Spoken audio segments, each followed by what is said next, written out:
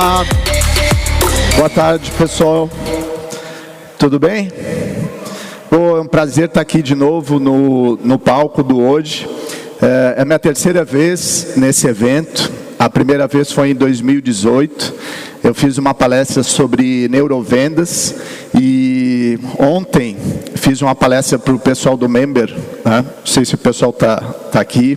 A gente fez uma mentoria interessante. Então, nossa oportunidade hoje é de falar sobre o impacto dos comportamentos no processo de vendas, né? Então, em alguns momentos aqui eu vou fazer algumas interações com vocês, ver do público aqui, por exemplo, a primeira, né? Quantos daqui trabalham com vendas, para eu ter uma ideia? Ok.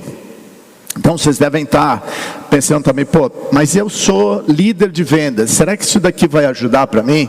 Ou eu estou pensando em seguir a carreira de vendas, será que vai ajudar? Todos esses pontos vão ajudar para vocês nessa palestra hoje. Se vocês são líderes de venda, se vocês já atuam hoje com vendas, tá? Ou se vocês estão pensando na carreira de vendas, ok?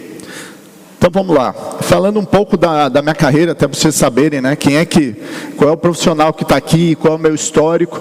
O meu histórico é em empresas de tecnologia. Eu trabalhei vendendo produtos da Microsoft, da Oracle, da SAP, da IBM, né, fui líder de vendas em algumas empresas. Tenho formação em gestão de tecnologia da informação, fiz uma pós em neurociência e comportamentos e desde 2019 eu tenho a minha empresa de treinamento, consultoria em vendas e marketing. Tenho 4 livros publicados, né? Eu vou contar uma história para vocês que é interessante sobre esse livro aqui de social selling que eu escrevi junto com a Gabi Gonçalo, né? Em 2018, quando eu vim para fazer a primeira palestra no Hoje, eu estava com, acredito, uns 30% desse livro já preparado. E eu conhecia a Gabi Gonçalo só de vista pelo LinkedIn. Eu não a conhecia pessoalmente, eu lia os artigos dela, eu acompanhava, ela tinha muito mais seguidores do que eu.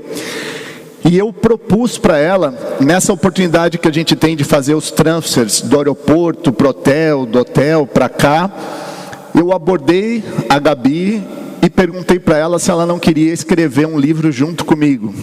Então, esse livro aqui, pessoal, é resultado das conexões que eu fiz aqui nesse evento. E em 2019, a gente veio para o evento fazer a divulgação do lançamento desse livro. Então, mostra que esse evento realmente você tem condições de fazer muitas conexões, gerar resultados, ok? Então vamos lá, qual é? Vê se ele passa. Primeira provocação, qual que vocês acham que é um tipo de personalidade melhor para vendas?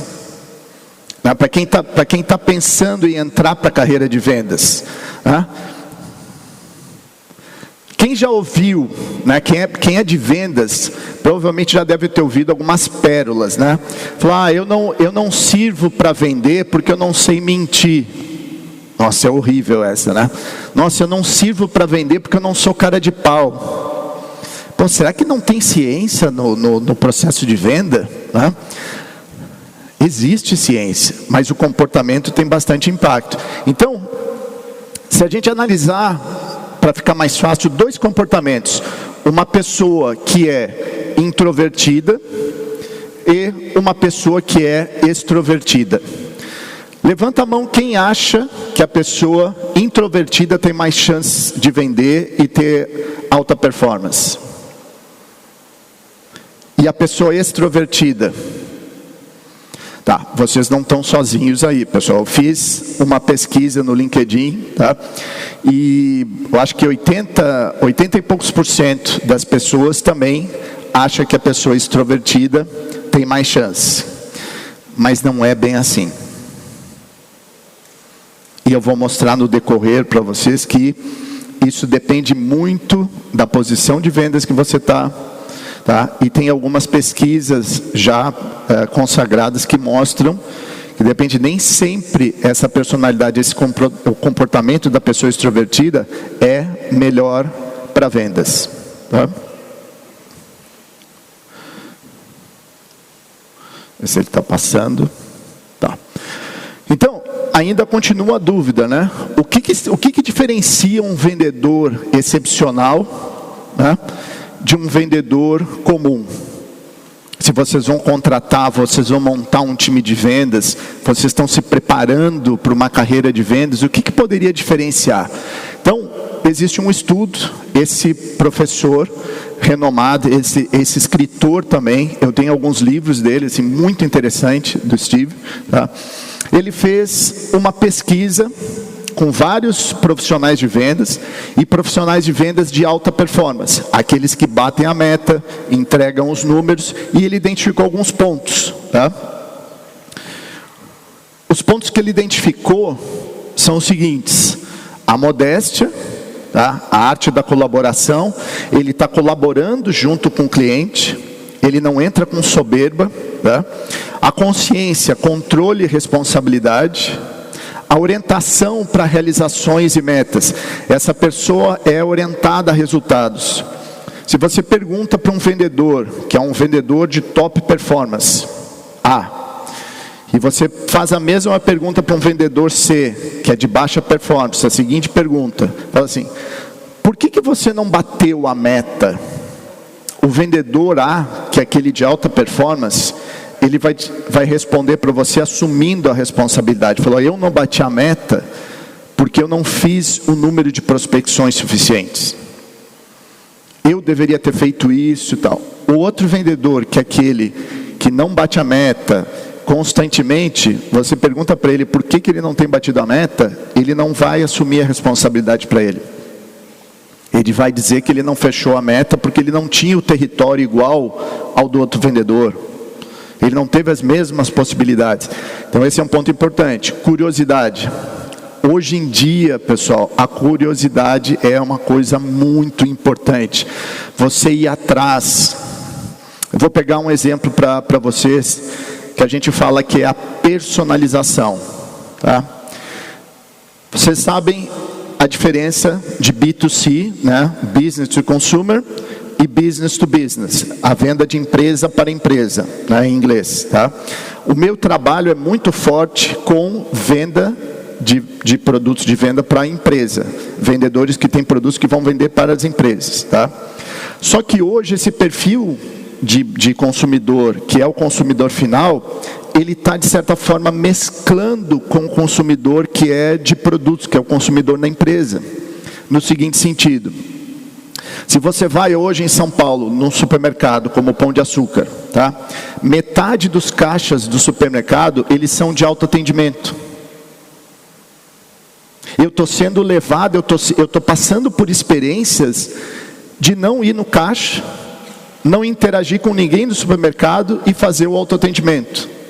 Então, o autoatendimento é um ponto. Qual é o outro? Eu compro um livro na Amazon. A Amazon volta para mim e fala assim: ó, porque você comprou esse livro, tem grande chance de você gostar desse e desse livro aqui. Ela está personalizando a minha experiência. Você viu uma série no Netflix. O Netflix voltou para você e disse: ó, porque você viu essa e essa série, eu acho que você vai gostar dessa.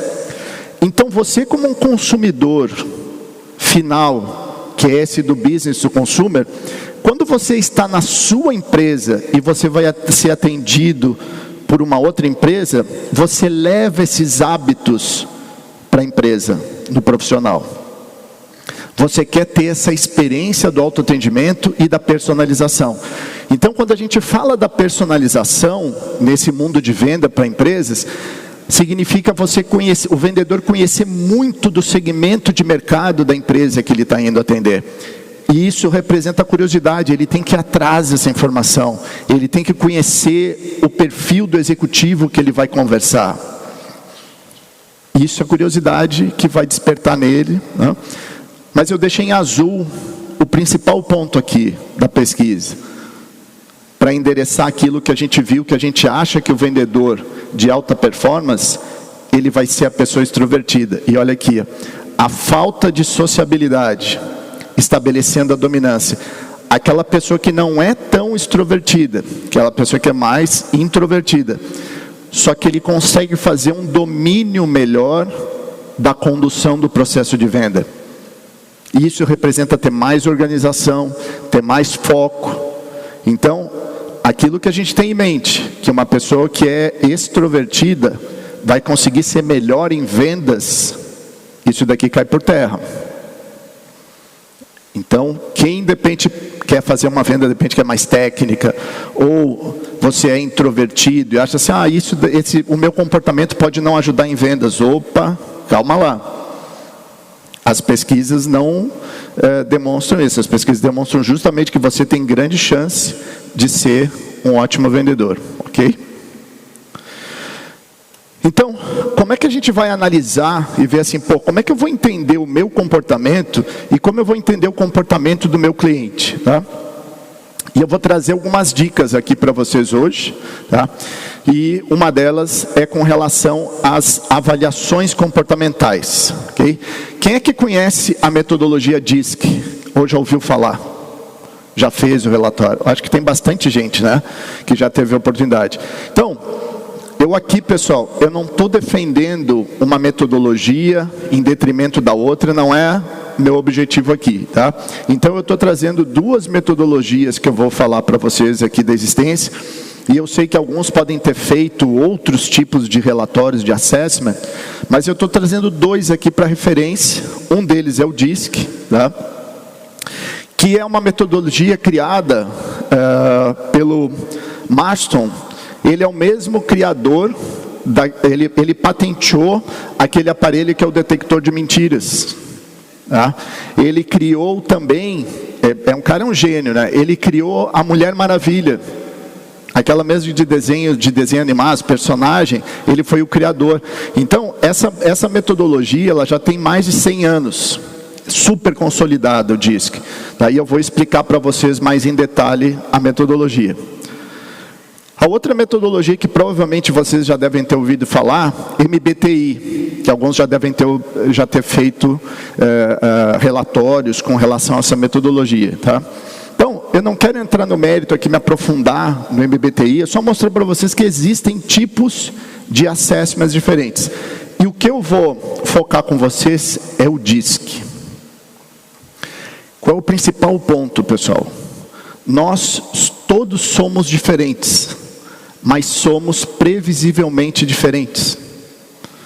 Então, uma pessoa que é dominante, a gente vai ter determinadas características que são muito fortes nela, que são mais fáceis de identificar.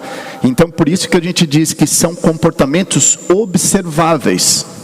Porque eu não posso chegar e pedir para o meu cliente, falar assim, não, eu não sei qual é o comportamento do meu cliente, eu vou mandar um assessment para ele, ele faz essa avaliação, eu vou saber qual é o comportamento dele. Não existe isso, a gente não vai conseguir fazer. A gente consegue entender o nosso comportamento de forma bem clara, fazendo o assessment, só que existem algumas coisas-chave que a gente consegue descobrir.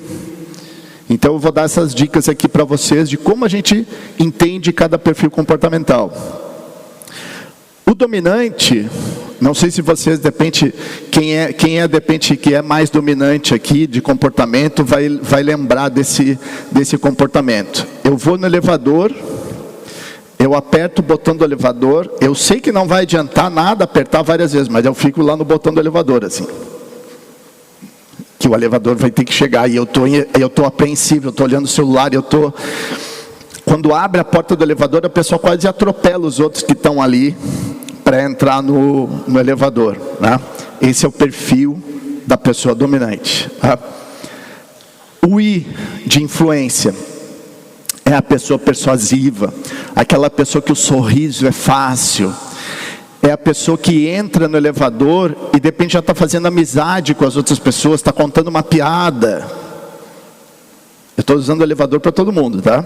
Para todos os exemplos. Aí o S, que é de estabilidade, tá? O S de estabilidade, o que ele vai fazer?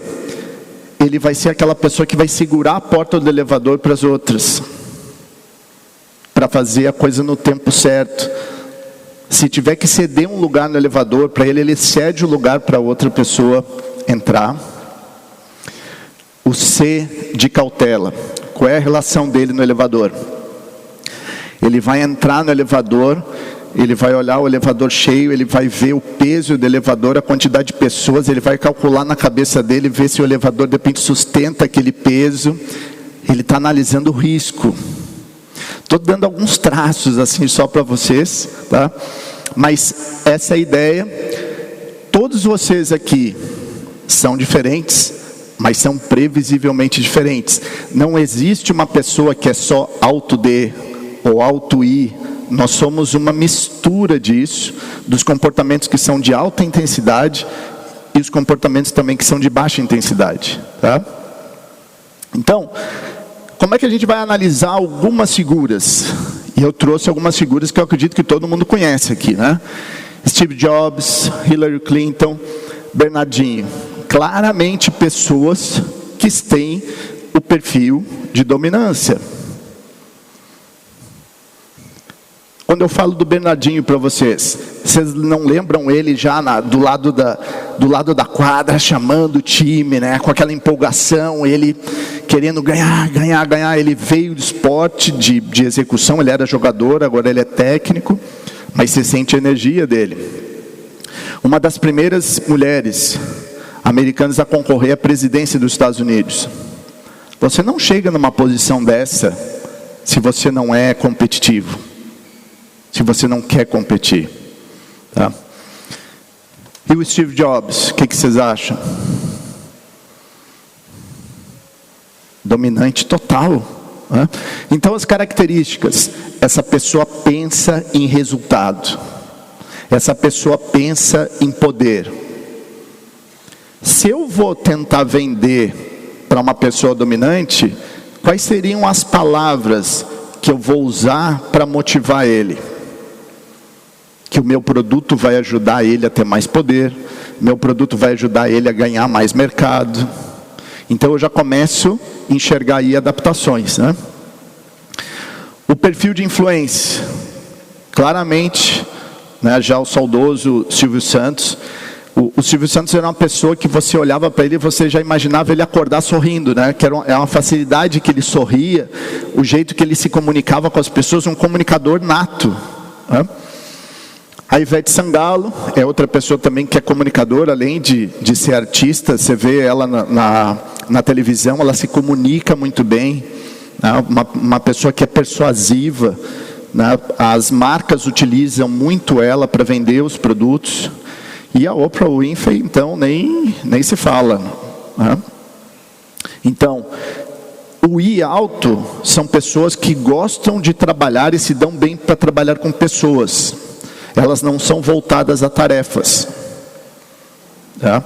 E também a questão da sociabilidade, são muito criativos, gostam, adoram fazer brainstorm, ok?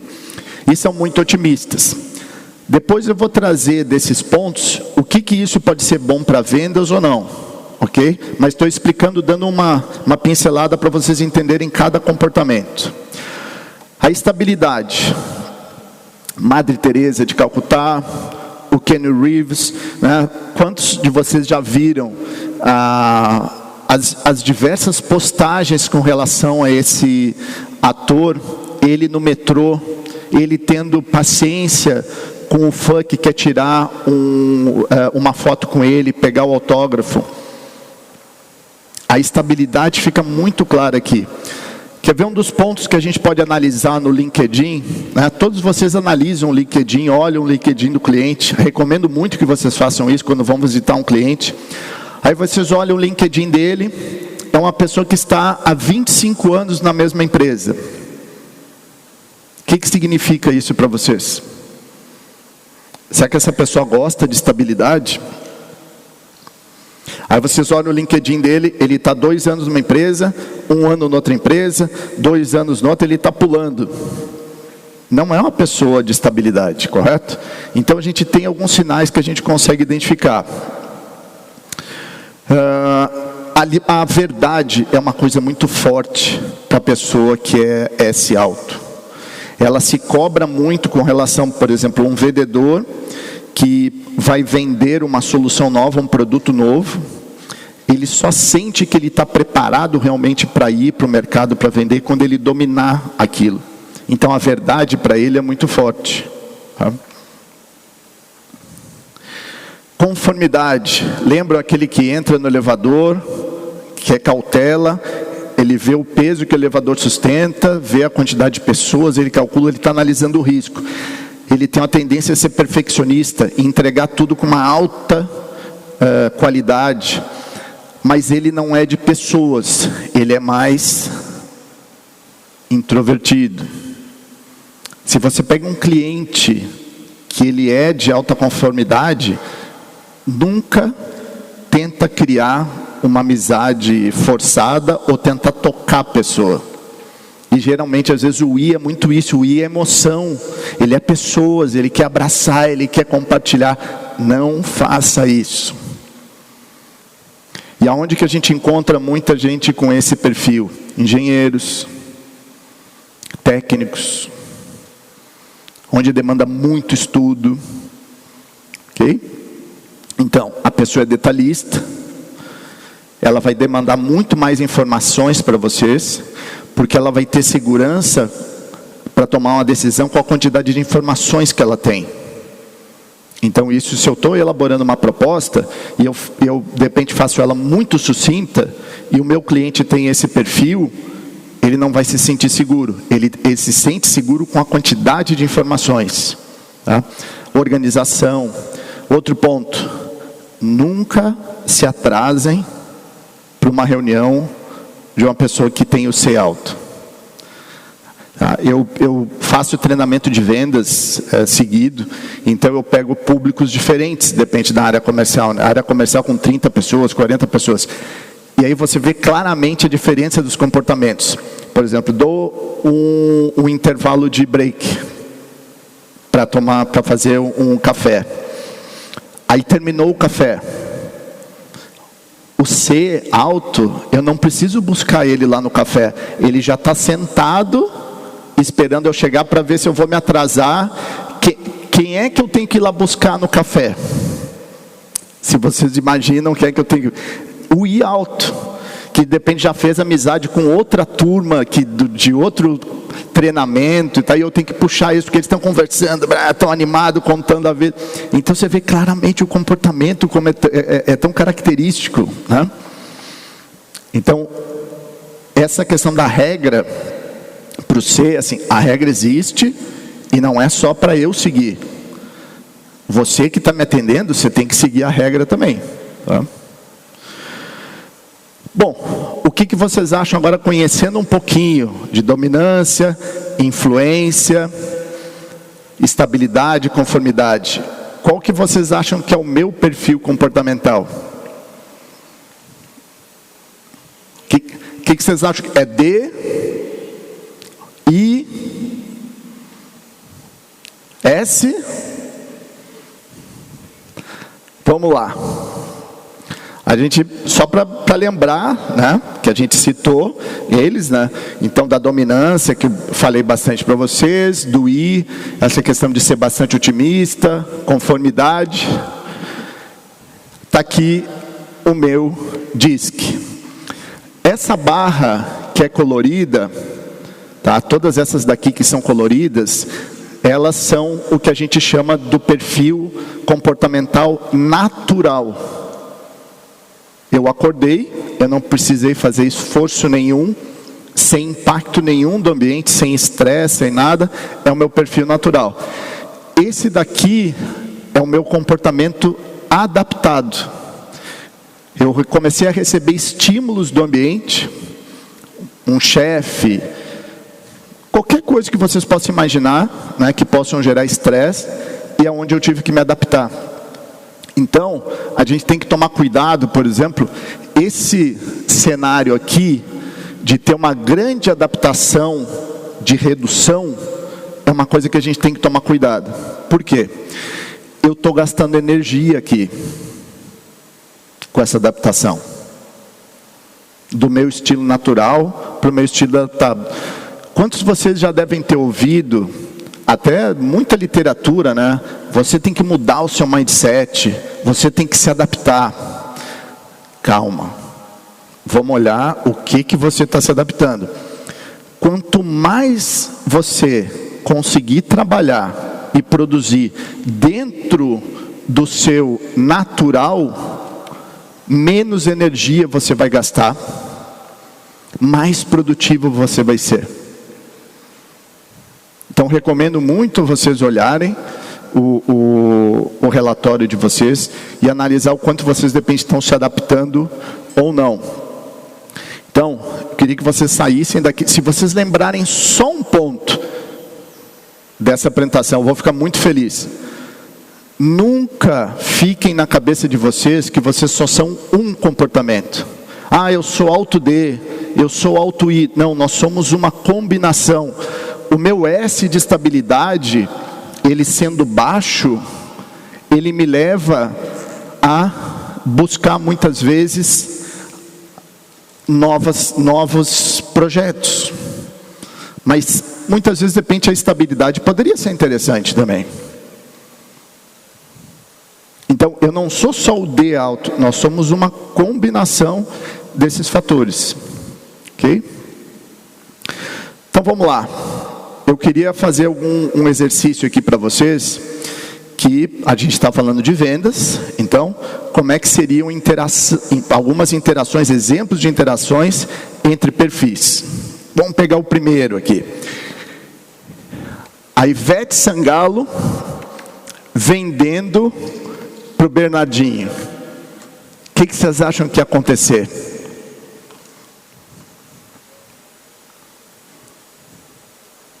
Será que ia sair venda?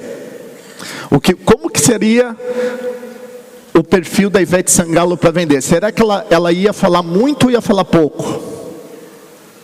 Ia falar bastante, né? Super otimista, super alegre, né? Disposta, querer fazer amizade com o Bernardinho. Aí o Bernardinho desse lado aqui, aquela cara carrancuda. Ivete, eu tenho tanto tempo. Como é que vocês acham que é essa interação? Será que ela ia deixar o Bernardinho falar? Lembra que vendas não é falar, é a arte de fazer perguntas. Se a Ivete falar 90% do tempo e o Bernardinho falar 10% do tempo, certeza que não vai sair venda. Aí você pode dizer, nossa, mas é horrível essa combinação. Não é de todo ruim. Mas são coisas que a gente tem que cuidar. Se a Ivete Sangalo, sendo criativa, otimista, não entender que ela precisa trabalhar alguns pontos, o Bernardinho é um cara que é muito racional e quer uma coisa rápida, sharp, e quer competir, quer ganhar. Se ela não entender esse contexto e tentar trabalhar esses pontos com ele, não vai sair venda, não vai sair negócio. Faz sentido para vocês? Faz sentido? Legal. Então, olha só. Como que ela deveria trabalhar? O I funcionando com o D alto. A comunicação, ela tem que ser muito mais direta. O Bernardinho não quer perder tempo. Se ela eventualmente demorar 5 minutos para falar uma coisa, ela tem que pensar, como que eu consigo falar isso em 30 segundos? Nunca ela poderia ser prolixa nessa comunicação. Lidar com as questões diretas, negociar compromissos e meta. Esse cara aqui, ele quer resultado. Ele quer ganhar da concorrência. E um ponto importante. A Ivete Sangalo é extremamente otimista. E ela pode colocar, às vezes, a perder por esse otimismo. Por, de repente, achar que tudo vai dar certo, que o projeto não vai ter problemas, entende? E desse lado aqui, esse cara pode pensar diferente. Então, a gente tem que ter cuidado, tá? Vamos pegar um outro exemplo. Agora é o Bernardinho que é dominante, vai vender. Não sei se se o professor Pasquale é conhecido de todo mundo aqui, né? Ou será que é mais para São Paulo que ele é conhecido? Todos conhecem o professor. Vocês lembram dele na TV falando sobre os erros de português? Ou mais ou menos, vocês lembram? Tá? Ele é assim, um dos caras, sumidade em língua portuguesa no Brasil. Tá? Então, o que vocês imaginarem com relação a português, esse cara é super detalhista, muito detalhista, perfeccionista. E ele é o comprador. Lembra? Esse cara aqui, ele faz análise de risco. Ele entra no elevador, olhando lá, vê quanto o elevador pode sustentar de peso. Esse cara aqui, ele é mais direto. Ele é... Se o professor Pasquale toma decisão com muita informação, e esse cara aqui é mais sucinto, será que isso daqui não vai ser um problema no processo de venda? Esse cara vai entregar pouca informação para esse daqui, porque na cabeça dele, ele acha que não precisa de muita informação, porque ele vai ser direto, ele vai comunicar direto. Ele não vai trabalhar a questão de risco. E esse cara aqui, ele quer excelência, ele quer qualidade, ele quer detalhes. E aí, quem é líder de vendas? Quem é vendedor aqui? Eu sei que vocês não vão me responder em voz alta, mas eu vou fazer a provocação para vocês colocarem a mão na consciência. Será que a gente não está tratando todo mundo igual? A nossa apresentação ela é igual para todo mundo. Se eu vou falar com o cara de compra, se eu vou falar com o executivo, eu não estou mudando nada na minha apresentação. Eu estou trabalhando todo mundo de forma igual. Isso é que eu tenho mais visto nas empresas. Bom, como funciona essa dinâmica? O que ele deveria fazer? Ele tem que desacelerar. A chance do Bernardinho interromper o professor Pasquale é enorme. A dominância, ele quer dominar o diálogo. Ele não vai dar chance do cara falar. E a venda não é falar. A venda é saber perguntar. Para o cliente dar informação para vocês tomarem decisão. A tendência, por exemplo, de omitir ou minimizar os detalhes. O professor Pasquale gosta de detalhes. Ele quer apresentações, informações, e-books. E geralmente é o cara da área de tecnologia que a gente está tentando vender.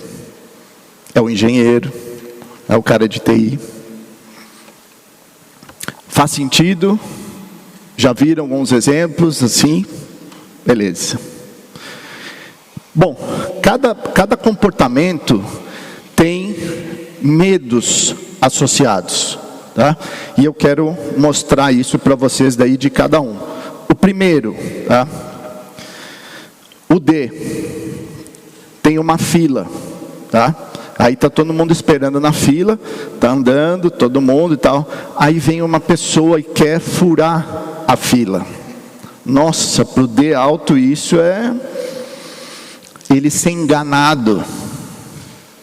Então, se um cliente de vocês, ou um futuro cliente, tá?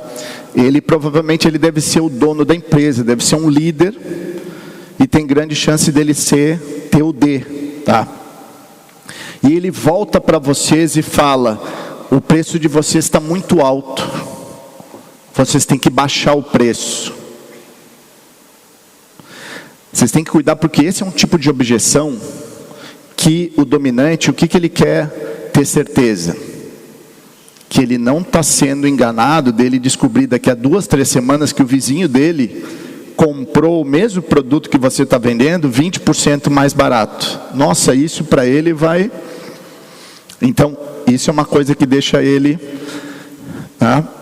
perder o controle. Se eu tenho medo de perder o controle, quando eu vou vender para o dominante, se eu sou o vendedor, o que eu tenho que trabalhar com o dominante? Eu tenho que falar essas palavras: o meu produto vai ajudar você a ter mais controle. Se ele é competitivo, eu tenho que dizer que o meu produto vai ajudar ele a ganhar mais mercado, que ele vai conseguir bater o concorrente. Eu tenho que ajudar a trabalhar esse medo. Ok? O I. Aqui eu tenho que entrar numa questão polêmica com vocês, tá? Porque a gente fez a pesquisa e vocês viram que a gente acha que a pessoa extrovertida é melhor para vendas, tá? Porque a gente vai fazer comunicação fácil, a gente vai fazer amizade com as pessoas fácil, aquela pessoa que é persuasiva, fala, pô, tem tudo a ver com vendas. Calma. O persuasivo faz tudo isso para quê? Vocês acham? Ele é persuasivo, ele encanta outra pessoa. Por que ele faz isso? Porque ele tem medo de ser rejeitado. E na venda, a gente tem situações de conflito. Então, se o cliente chega e pede para ele, eu preciso que você me dê 40% de desconto para a gente fechar negócio.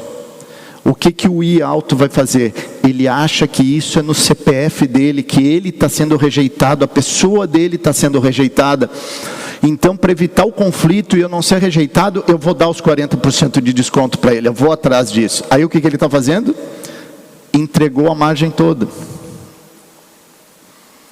Então, isso não é bom. Outra coisa, a venda ela é um conflito.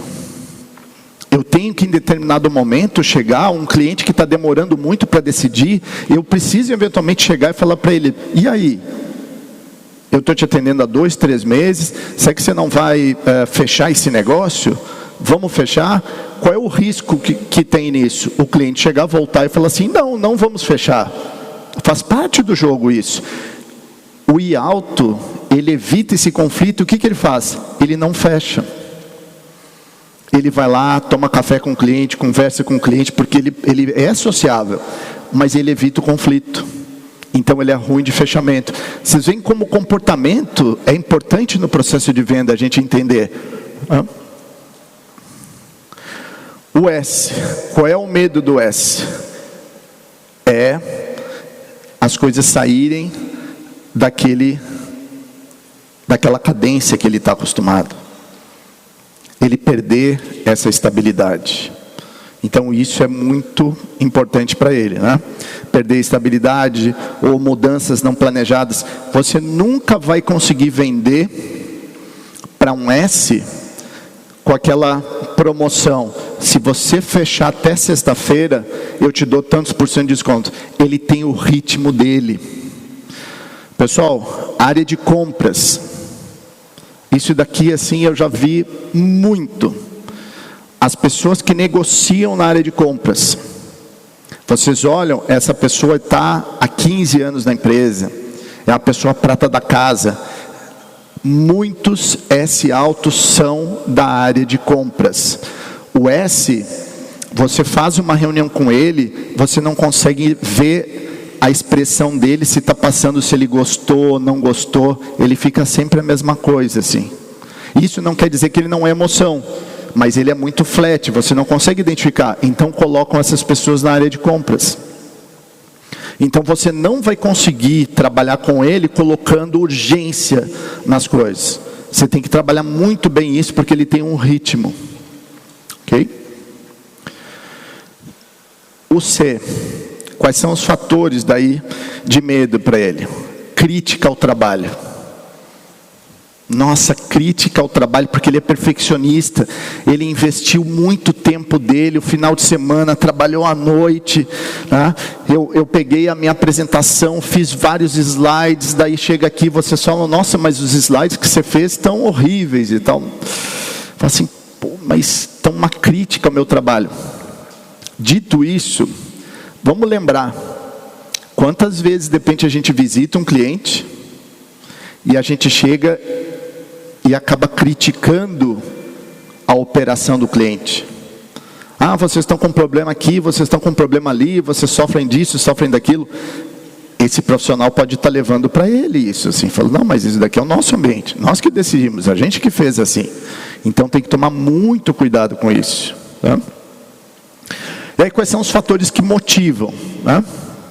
O D, obviamente que ele vai ter, você vai trabalhar com aquelas questões dele ganhar mercado, né? Atingir os objetivos dele, que foi estabelecido para a empresa, né? O ego dele, construção do status. Então, desde o momento que eu estou criando um e-mail, que eu estou fazendo textos, eu estou montando uma apresentação, eu tenho que levar essas coisas aqui em consideração. Porque ele quer se sentir forte, ele quer se sentir que ele está dominando o mercado, que ele está ganhando market share. A minha apresentação, ela tem que conter esses pontos. O I. O I, o que vai motivar ele é a possibilidade dele fazer brainstorm, ele ter um palco, ele conseguir ser persuasivo, ele trabalhar mais com pessoas, conseguir interagir com outras pessoas. Isso vai ser uma das coisas mais fortes. Brainstorm, né? Você dá a oportunidade do funcionário expor as ideias dele. Numa reunião de feedback, você tem que deixar o I falar, deixar ele expressar as emoções dele. Ok? O S, né? Os motivadores. Ele poder trabalhar em grupo, colaborar. Isso é uma das coisas mais importantes. Então, o quanto que ele está conseguindo agregar para outras pessoas com o projeto que vocês vão levar para ele. O quanto que ele vai ter de estabilidade mais nesse sentido. Tá? E o C, qualidade. Vocês vão conseguir levar mais qualidade para o trabalho dele. Ele vai conseguir ser mais assertivo. São pontos-chave para ele, qualidade da informação e outra, aprendizado. Ele vai conseguir aprender muito mais. Existe uma forma também da gente, de certa forma, caracterizar um pouco cada comportamento, que é o seguinte. Se a gente fosse pensar na empresa, né? Como que cada comportamento enxerga a empresa? O dominante, ele enxerga a empresa, o ambiente onde ele está trabalhando, como um campo de futebol. Que ele está jogando, ele vai passar a bola para as pessoas vão passar para ele está competindo. Então, o D, ele enxerga a empresa como um campo de futebol. O I, ele enxerga a empresa como isso daqui, é um palco para ele se apresentar. O S, ele enxerga a empresa como o segundo lar. É onde ele vai cuidar das pessoas, colaborar com as pessoas.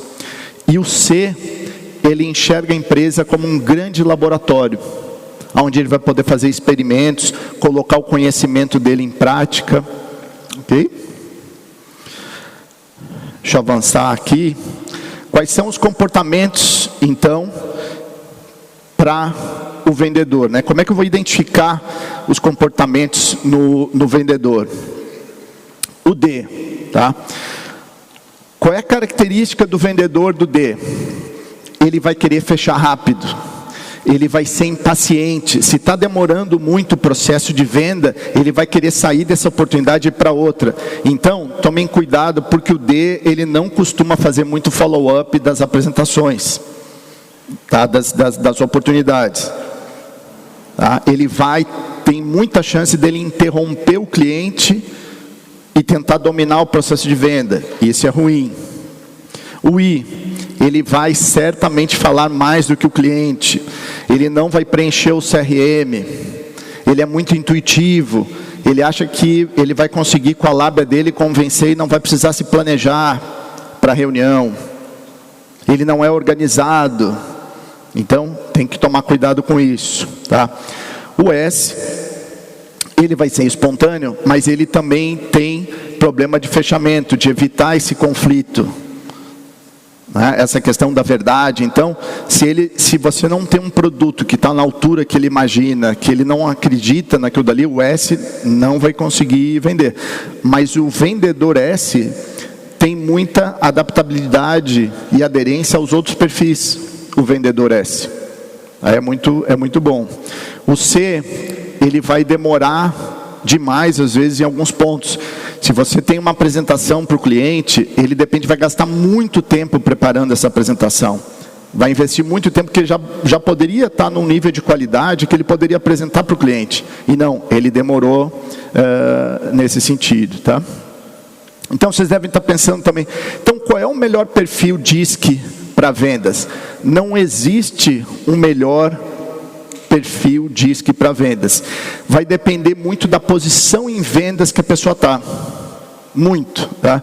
Então, se essa posição em vendas ela é mais hunter, eu posso ter perfil dominante e o perfil de influência. Se é uma posição que faz mais atendimento às contas farmer, ok? Eu tenho perfis de mais estabilidade para isso, que pode ser o S, o I. Uma posição de customer service, que tem que resolver muito problema, novas vendas, mas tem muito relacionamento, um S, um D. Uma venda mais técnica, pode ser o C de conformidade, ok? Então, outra questão envolvendo as vendas é se o ciclo da venda é muito longo ou se é um ciclo mais curto, se ela é mais transacional, eu tenho perfis que podem se adaptar melhor. Então, não existe um perfil DISC melhor ou pior para vendas. Vai depender muito da posição em vendas que o vendedor está, tá? Então, o mais importante, pessoal, não é o seu estilo. Qual é a sua personalidade? É o que você vai fazer com essa informação. Se você vai se adaptar, se você vai enxergar que existe uma necessidade de adaptação com o cliente. Tá? Esse é o grande ponto que eu deixo aqui de mensagem para vocês, final. E para quem tiver interesse de fazer o relatório, tá? Eu trabalho com relatório de uma empresa americana que é EMX. Esse relatório ele tem não só o DISC, mas os motivadores, que são 2 metodologias. Tá? O valor unitário dele está em torno de R$270. E eu vou deixar meus dados agora aqui para vocês. Eu tenho uma plataforma de EAD, onde tem diversos cursos. Vocês podem fazer uma assinatura dela mensal. A assinatura dá direito a todos os cursos, tá? Que são 10 cursos. A assinatura pode ser mensal, trimestral ou semestral. Tem meus dados de contato aqui, meu WhatsApp, enfim, o que vocês precisarem. Minha mensagem para vocês hoje era essa. Espero que vocês tenham curtido, conhecer um pouco mais sobre os comportamentos. E quem estiver pensando em seguir a carreira de vendas, quiser bater um papo comigo sobre alguma mentoria, alguma ajuda, estou à disposição também. Ou para os executivos que estão pensando mudar alguma coisa, trabalhar a área comercial deles também, fico à disposição. Pessoal, obrigado.